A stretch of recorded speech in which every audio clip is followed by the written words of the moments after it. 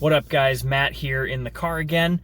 Real quick before we get started today, want to apologize for not doing any more uploads last week.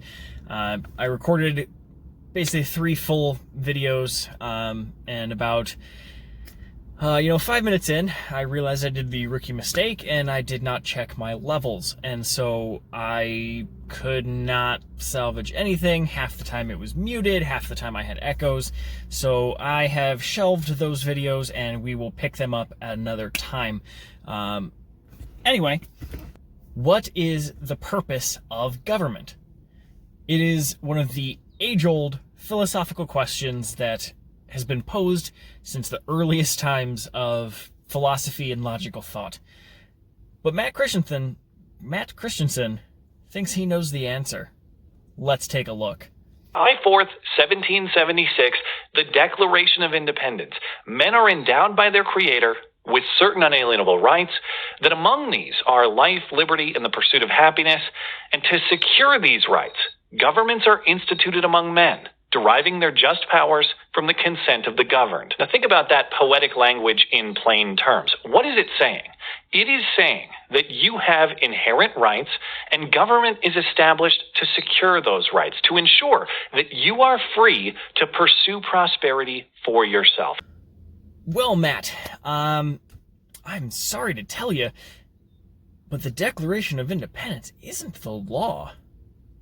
It holds no legal standing. And as far as a document to reference, the Declaration of Independence is, well, as good as the Bible. The Constitution is the actual letter of the law. It is the actual document that founded our country, not the Declaration of Independence. And so the Constitution is where we should be looking for what the concept of the role of government should be in our lives. So let's take a look at what the Constitution says. We, the people of the United States of America, in order to form a more perfect union, establish justice, ensure domestic tranquility, provide for the common defense, promote the general welfare, and secure the blessings of liberty to ourselves and our posterity, do ordain and establish the Constitution for the United States of America. If you are going back to your government and school days, is the Preamble of the Constitution, regarded by basically every legal scholar as the definition of what the government of the United States is supposed to do. So let's take a look at what that means. Really, it breaks down into 4 things: establish laws and system of justice, maintain order and security, protect from external threats, and provide for the general welfare. 4 major things, 4 things you didn't say. Nowhere in here does it say protect your rights. So let's break this down one by one. Establishing laws. The government has the legitimate authority granted by the people to institute laws that all people must be governed by. Government also has the authority to punish people who break the laws. Maintaining order and security refers to the government having the power to police, to protect people from crime, and to regulate interactions and settle disputes. Obviously, protecting from external threats, that's basically just military. Cut and dry. But it also incorporates diplomatic and economic policies to protect the United States from outside threats. Maybe like a pandemic. I don't know, let's see. And then finally, to provide for the general welfare. Government is supposed to ensure the health, happiness, and prosperity of all of its citizens through government programs and laws.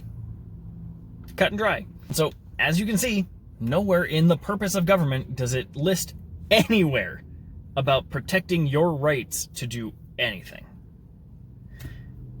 And so I'm sure what you're going to come back with is, well, liberty, life, liberty, pursuit of happiness. That's a good goal, but that doesn't really what it says. And liberty is not the same as freedom.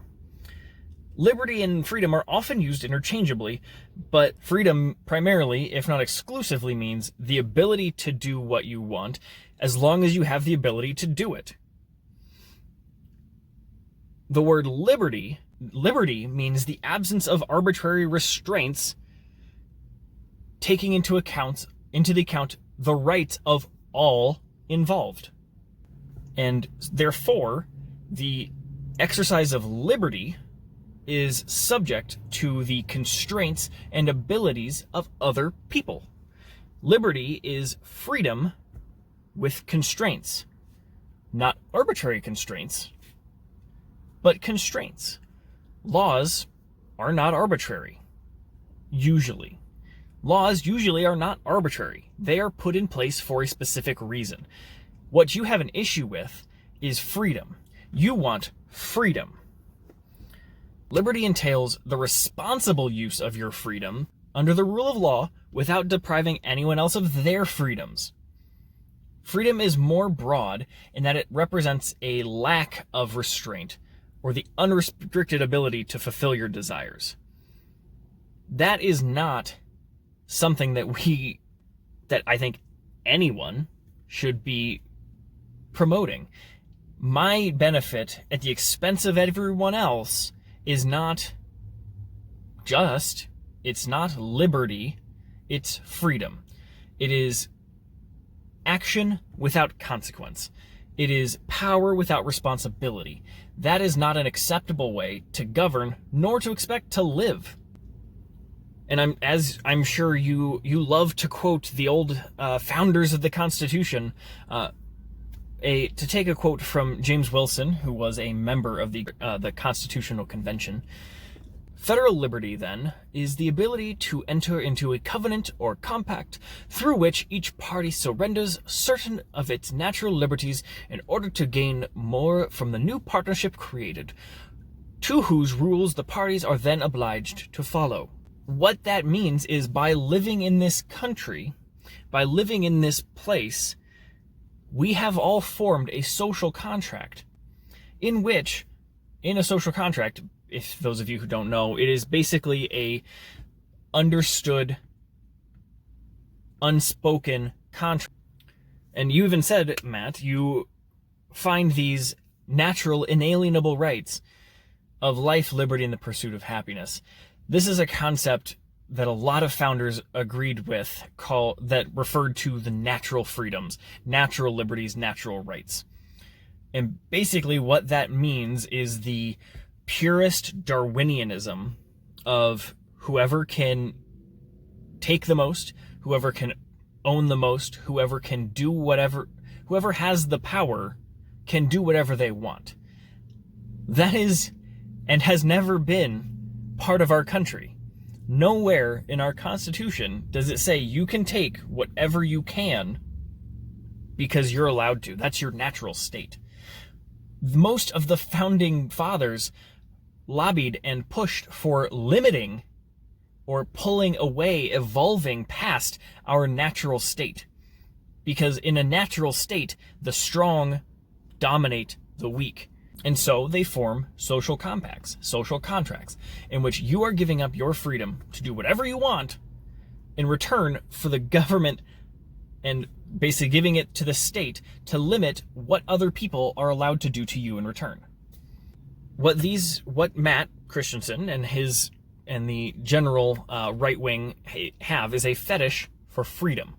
They want full freedom to do whatever they want, whenever they want, as a society, as a people, as a world, as a country, past what was set out in the beginning.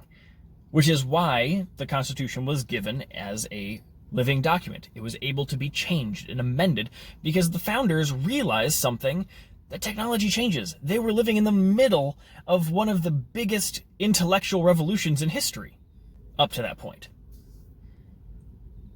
We have evolved since those times. Women didn't used to be allowed to vote. We had slavery. We had child labor laws. Those were put in place because as a country, we evolved, decided that that was no longer acceptable, and changed it. We've evolved past those things, and they are now essentially universally accepted. But because times change, people and thoughts evolve with them.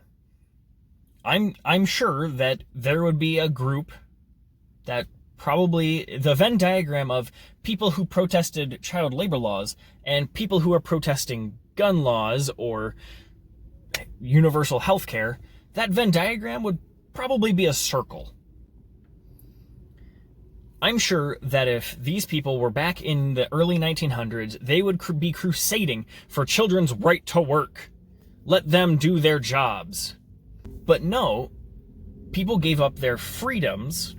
They had a freedom to work, but it wasn't safe. It wasn't healthy. It's kept people in a cycle of poverty, which was not good for the country or people as a whole. And so we changed. People willingly give up their freedom all the time. Do you have a job? They take you. That's a little freedom. Do you wear a seatbelt? It's a little freedom. Do you let companies use your phone data and track you and figure out what you do on the online? That's a little freedom. The key part of a social contract is giving up freedom for a benefit. You pay taxes, and in return, the government protects you. They keep you safe. They keep you policed. They take care of roads. They provide education. Ideally, they would provide health care and services along those lines. But that's your choice.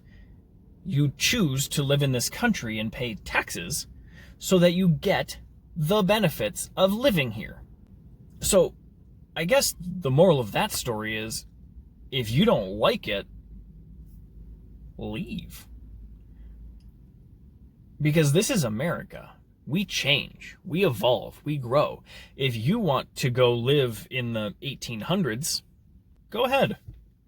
Go buy some land, get all your people together, go buy Montana. Live there. Find a way that you don't have to pay taxes. You don't have to listen to the government. But if you're living here, that's what you're doing. You are giving up some of your freedoms for benefits, even if they don't necessarily directly benefit you. But let's get back to what the purpose of government is, and what I think the purpose of government is. The role of the government is to serve the people that are governed. And the way that you do that is you provide the best possible outcomes for the most people. There's no options where no one is affected negatively. But you have to find the best option to provide the most benefit for the most people. Not do whatever you can to protect the rights of the privileged, so that the privileged people don't get any negatives. So that the rich, they don't want to pay more taxes. We don't want them to pay more taxes. So we're going to let everybody else suffer for the 10% of people who this would affect. The goal of a government should be to provide the best healthcare, the best financial support, and the best education possible to their people, because that is what has been shown time and time again to be the true measure of prosperity.